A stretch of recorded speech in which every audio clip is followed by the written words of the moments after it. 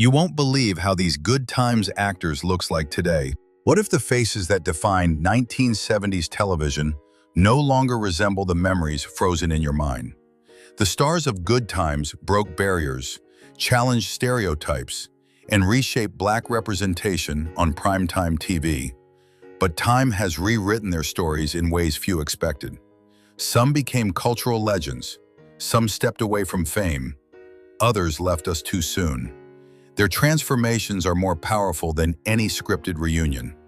Welcome to Black Excellence Legends, where we honor legacy beyond nostalgia. If you believe these pioneers deserve to be remembered with truth and respect, subscribe now. Drop a comment below. Which Good Times star's journey surprised you the most? And did television do justice to their talent? John Amos. When people ask what the Good Times cast looks like today, the answer for John Amos carries both pride and poignancy. The towering actor who once stood firm as James Evans Sr. aged into a respected elder statesman of Hollywood before his passing in 2024. His transformation over 5 decades reflects not just changing appearances, but the evolution of a man who consistently fought for dignity on and off screen. Born on December 27, 1939, in Newark, New Jersey, Amos did not begin his professional life in front of a camera. He attended Colorado State University on a football scholarship and later signed as a free agent with the Denver Broncos. Although his football career was brief, the discipline and physical presence he developed would later shape his commanding screen persona. Before Good Times, Amos broke ground as Gordie Howard, the witty and charismatic weatherman on The Mary Tyler Moore Show from 1970 to 1973. That role marked one of the first recurring portrayals of a Black television journalist in a non-stereotypical capacity. In 1974, Amos stepped into the role that would define him, James Evans Sr. on Good Times. The sitcom, set in Chicago's Cabrini Green housing projects, was among the first network series to center on a 2-parent Black family. Amos portrayed a hard-working father determined to shield his children from poverty's harsh realities. His performance brought gravity and realism, presenting Black fatherhood as disciplined, loving, and principled at a time when such representation was rare in primetime television. However, his tenure on the show was not without friction. Amos openly challenged writers when he believed scripts leaned toward caricature. He advocated for layered storytelling that reflected authentic family dynamics rather than exaggerated comedy. By the end of season 3, creative disagreements led to his departure, and James Evans Sr. was written out through an off-screen death. Though controversial, that decision did not stall his momentum. In 1977, Amos delivered one of the most powerful performances of his career as the adult Kunta Kinte in the landmark miniseries Roots. The production became a cultural phenomenon, drawing over 100 million viewers for its finale. Amos received an Emmy nomination, solidifying his reputation as a dramatic actor of depth and authority. He later appeared in Coming to America, 1988, Die Hard 2, 1990, and television series such as The West Wing, demonstrating range beyond patriarchal roles. As the years progressed, Amos's appearance changed. Gray hair replacing the once jet-black close cut, lines of experience marking his face. Yet his commanding presence never faded. Even in later interviews, he spoke thoughtfully about responsibility in storytelling and the power of representation. His final credited appearance came shortly before his passing, a reminder that he remained creatively active well into his 80s.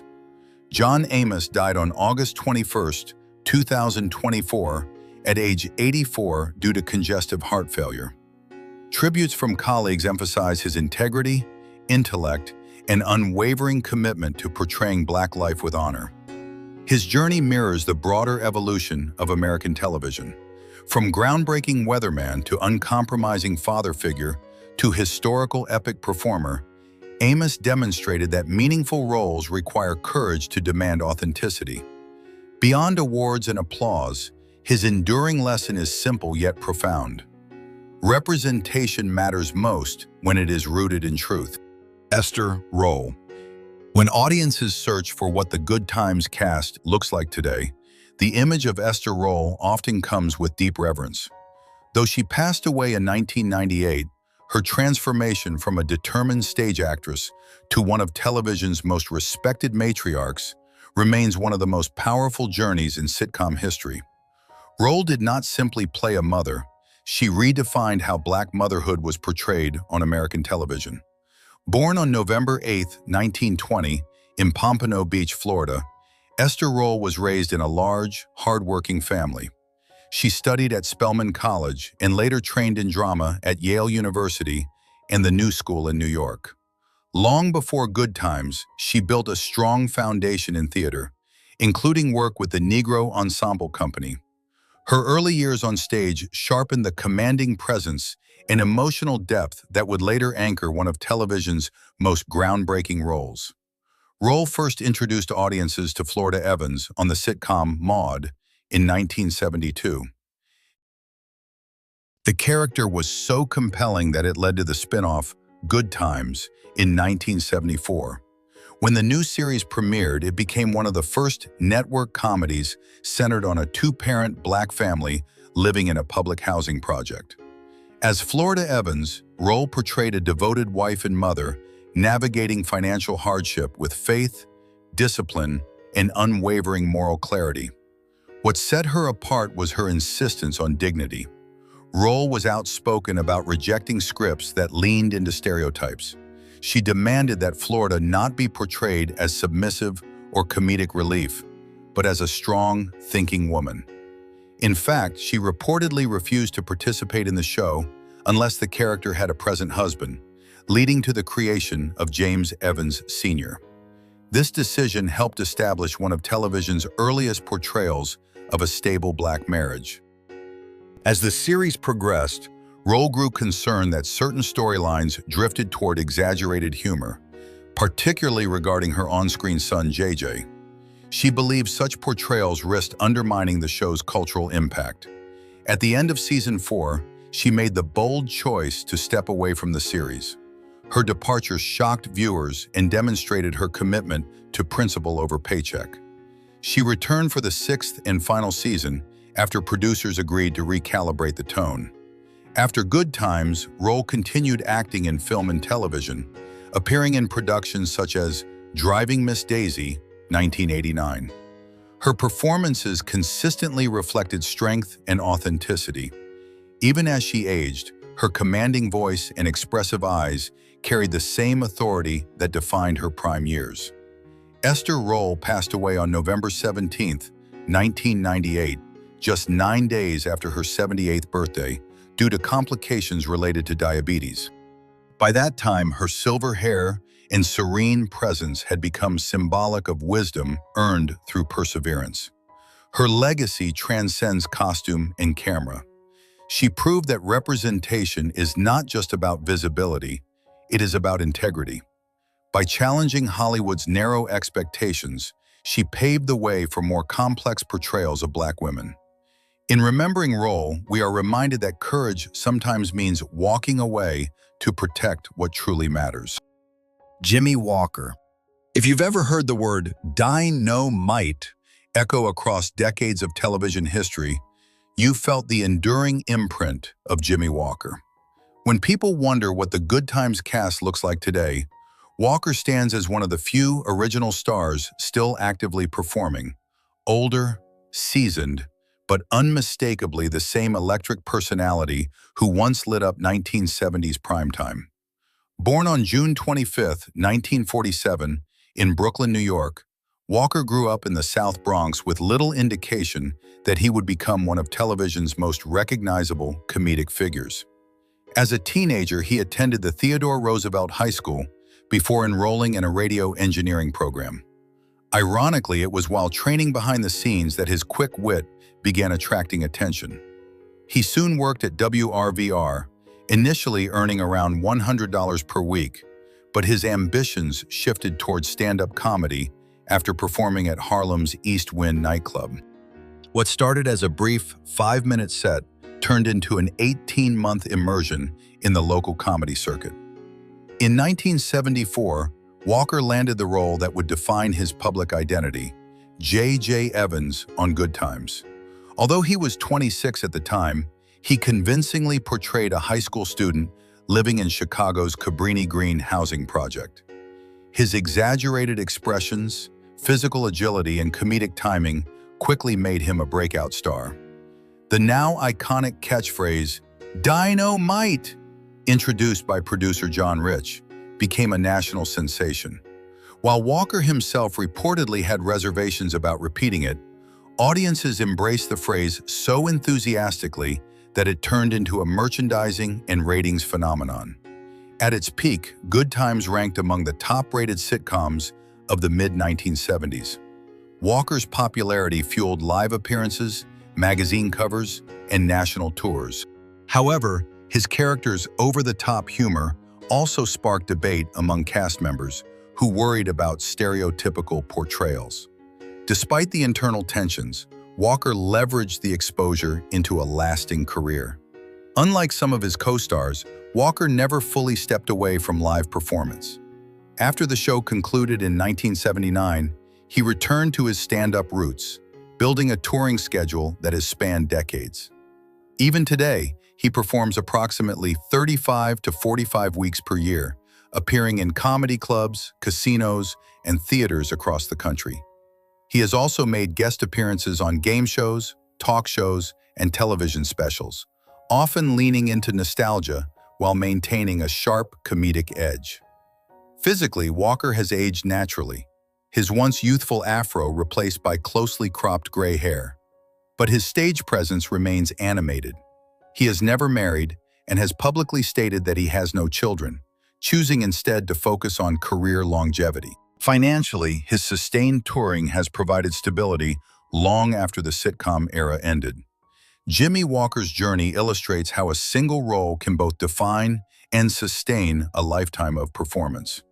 While some critics view J.J. Evans as controversial, there is no denying the character's cultural impact. Walker transformed a supporting role into a national phenomenon through sheer charisma. His story raises an interesting question about legacy. Is it better to escape a famous character or to master it so completely that it becomes timeless? In Walker's case, he embraced it, and decades later, audiences are still laughing. BernNadette Stanis. When fans search for what the Good Times cast looks like today, BernNadette Stanis stands out as one of the show's most graceful transformations.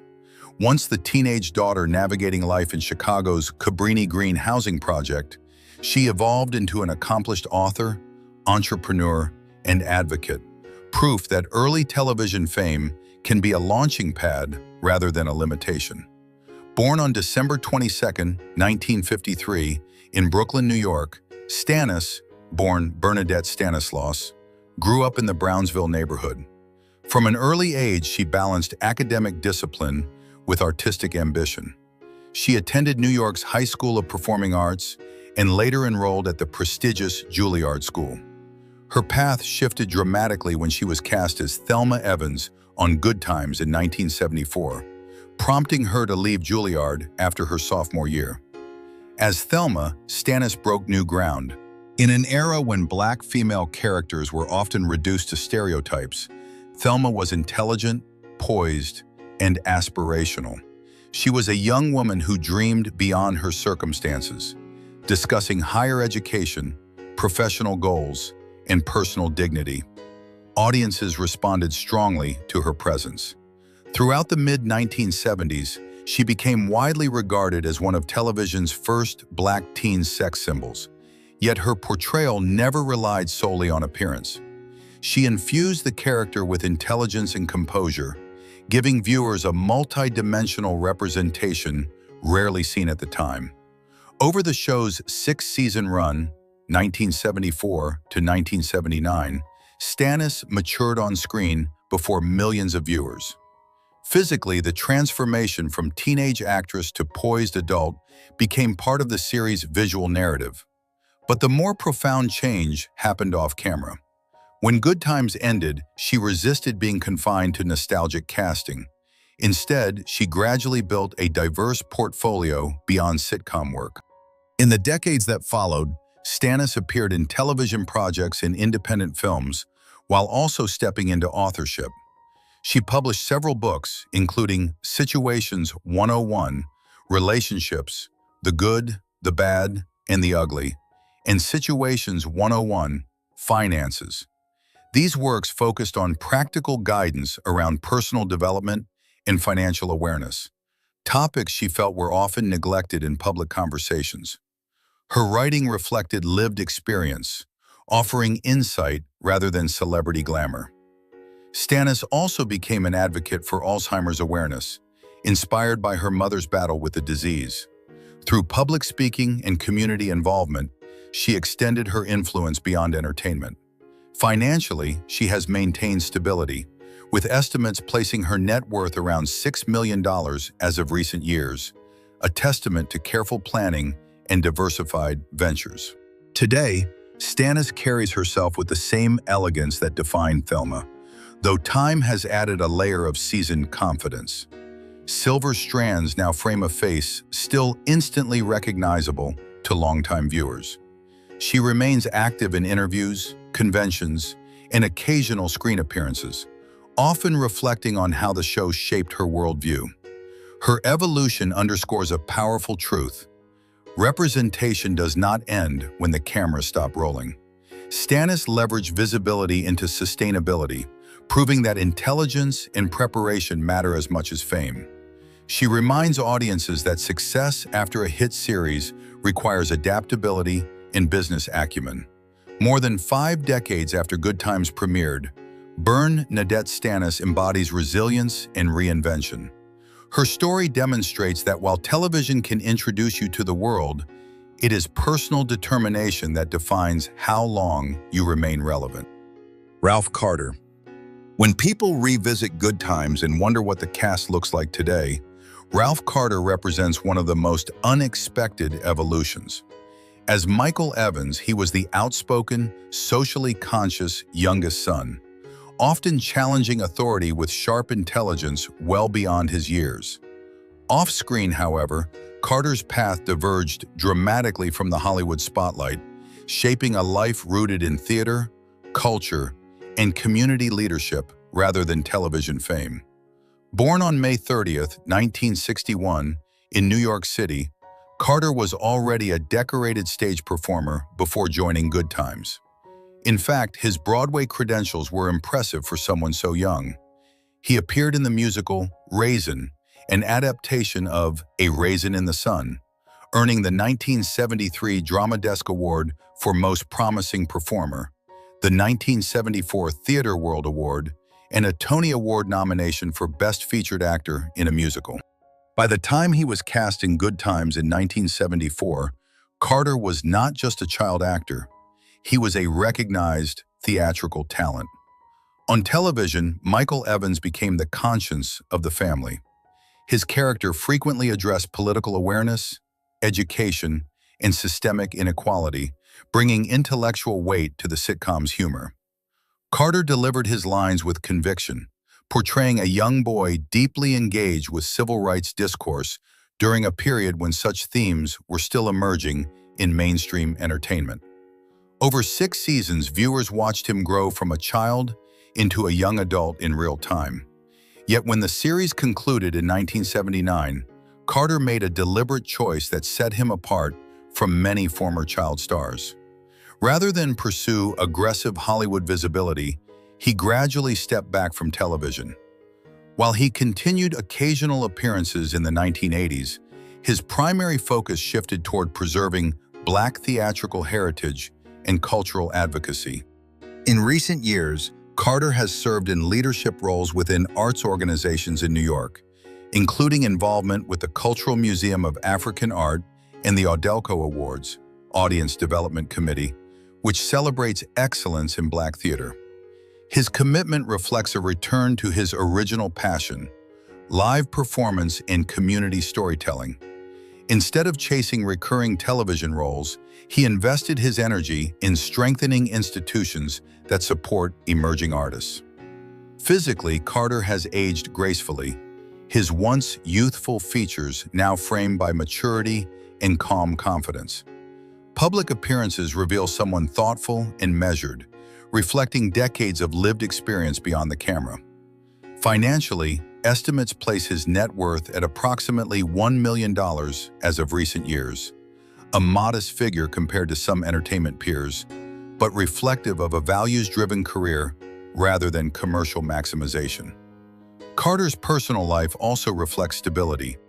He married Lisa Parks in 1982, with whom he had 2 sons, and later married River York in 1994, expanding his family further.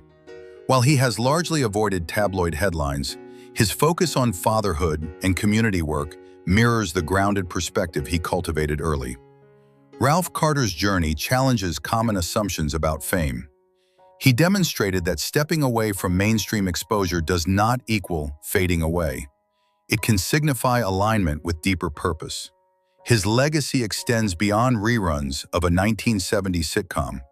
It lives in the institutions and cultural spaces he continues to nurture. Ultimately, Carter's transformation proves that not every success story requires constant visibility. Sometimes, the most meaningful impact happens offstage, where influence is measured not in ratings, but in lasting cultural contribution. Janae DuBois.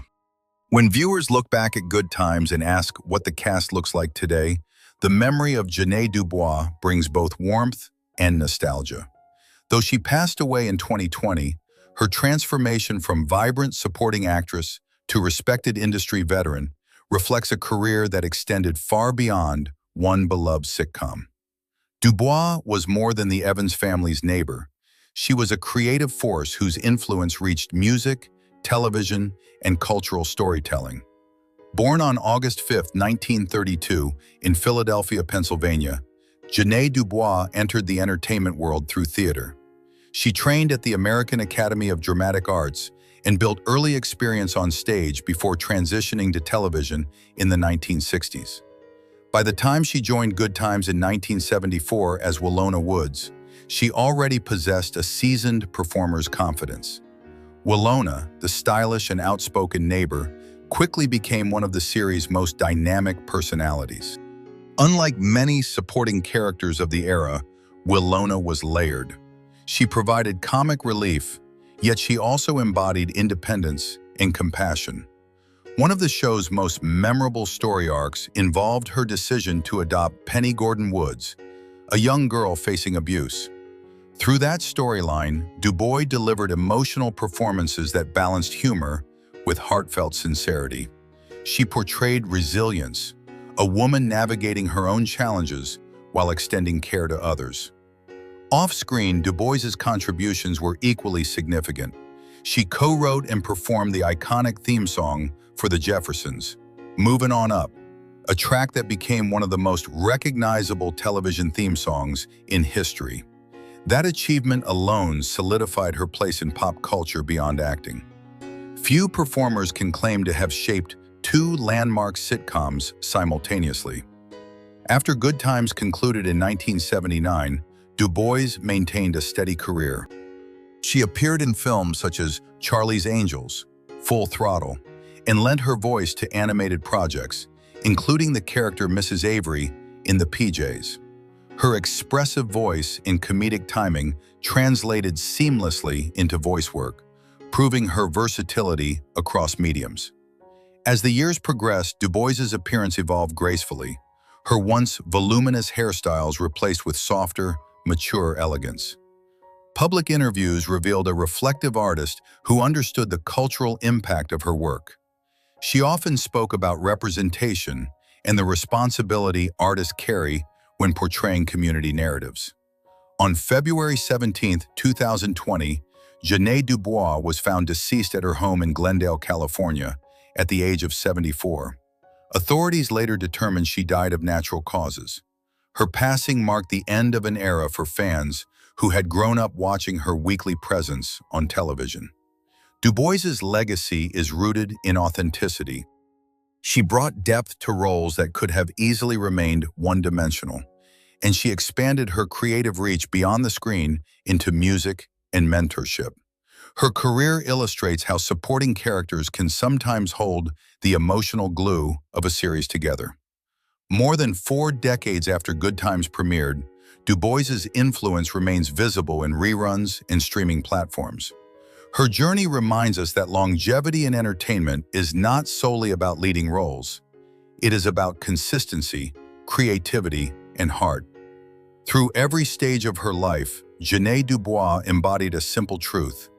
Meaningful artistry leaves echoes long after the spotlight fades. Johnny Brown. When fans revisit Good Times and reflect on how the cast looks today, the memory of Johnny Brown brings a smile rooted in classic television comedy. Though he passed away in 2022, Brown's transformation from energetic variety performer to beloved sitcom character actor represents a career built on timing, physical expression, and unmistakable charm. Born on June 11, 1937, in St. Petersburg, Florida, Brown grew up with a natural gift for performance. He studied at Florida A&M University before relocating to Los Angeles, where his talents in singing, dancing, and comedy quickly earned attention. Early in his career, he toured with gospel and R&B groups and developed a stage presence influenced by vaudeville traditions.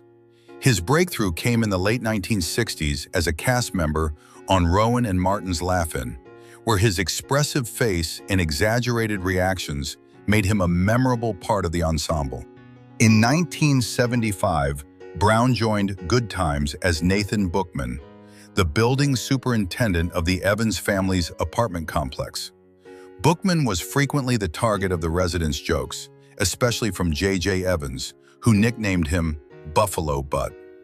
Yet what could have been a purely comedic caricature became something more layered in Brown's hands. He infused the role with awkward dignity, creating humor that felt human rather than cruel. His physical comedy, raised eyebrows, deliberate pauses, dramatic gestures, became signature elements of the show's rhythm. Throughout the series' run, Brown's appearances provided levity amid storylines centered on financial struggle and social issues. Unlike leading cast members whose arcs focused on family dynamics, Bookman functioned as a recurring spark, keeping scenes lively and unpredictable. Brown's timing allowed him to steal moments without overshadowing the core narrative. After Good Times ended in 1979, Brown continued working steadily. He appeared on shows such as The Jeffersons, Family Matters, and various sitcom guest spots, often portraying eccentric authority figures or comedic neighbors. While he never headlined a long-running series of his own, he became one of those dependable character actors whose presence elevated every ensemble he joined. As decades passed, Brown's once high-energy movements softened, replaced by the calm demeanor of a seasoned entertainer. He remained active in live performances and church-related events, occasionally reflecting on his television years with humor and humility. His colleagues often described him as generous, quick-witted, and deeply professional. Johnny Brown passed away on March 2, 2022, at the age of 84.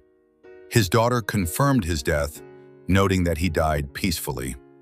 Tributes from fellow performers emphasized his warmth and the joy he brought to audiences for more than 5 decades. Brown's career demonstrates that not all television impact comes from leading roles.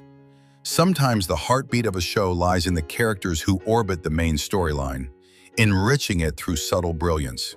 He mastered the art of making viewers laugh without sacrificing sincerity. More than 40 years after Good Times first aired, Johnny Brown's performances still resonate in reruns. His journey reminds us that laughter is a lasting legacy, one that continues long after the curtain falls. Ben Powers. When audiences look back at Good Times and wonder how the cast evolved over the years, Ben Powers represents one of the show's quieter yet meaningful chapters.